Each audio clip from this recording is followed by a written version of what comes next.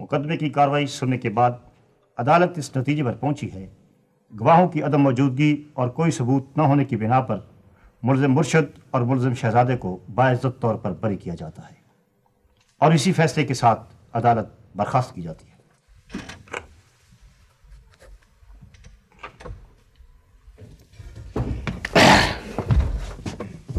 بلو اس دفعہ تو تم بچ گئے ہو، پر اگلی دفعہ میں بکلم خود تمہیں چھوڑوں گا نہیں۔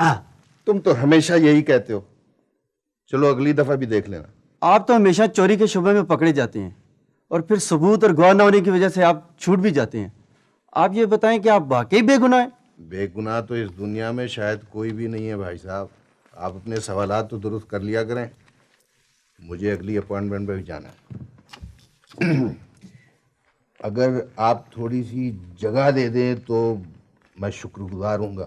بلو اس دفعہ مرشد پھر بری ہو گیا ہے پارٹنر۔ Good news. کیا خیال ہے میوزیم سے مجسمہ چرانے کا کام کیوں نہ اسی کو دے دیا جائے؟ او شیور، دیٹس ونڈرفل۔ ارے مرشد پھر بری ہو گیا؟ اب تو اپنی بھی چاندی ہی چاندی سمجھو۔ کام مشکل ہے مرشد، اسی لیے تو ہم تمہارے پاس آئے۔ کبھی آسان کام بھی لے کر آیا کرو قادر خان، ہمیشہ شیر کے منہ سے نوالے چھنواتے ہو۔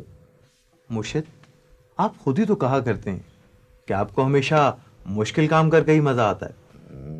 گھر کی بات باہر والوں کو نہیں بتایا کرتے شہزادے۔ بھول ہو گئے مرشد، آہستہ آہستہ سب کچھ سیکھ جاؤں گا۔ ہاں قادر خان، تو کام کیا ہے؟ ڈائمنڈ مارکیٹ میں نئے ہیرے آئے ہوئے ہوں اور اس میں ہمارا حصہ نہ ہو۔ کس کے پاس آ گئے نئے ہیرے؟ سیٹھ گولی والا کے پاس۔ یہ ہوئی نا ٹیڑھی بات قادر خان۔ کیا بولتے ہو شہزادے؟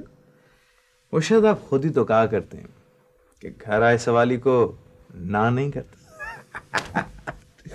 جاؤ قادر خان، سمجھو ہو گیا تمہارا کام۔ یہ ہوئی نا بات، بالکل ٹھیک ہے، تو پھر میں چلتا ہوں۔ خدا حافظ۔ خدا حافظ۔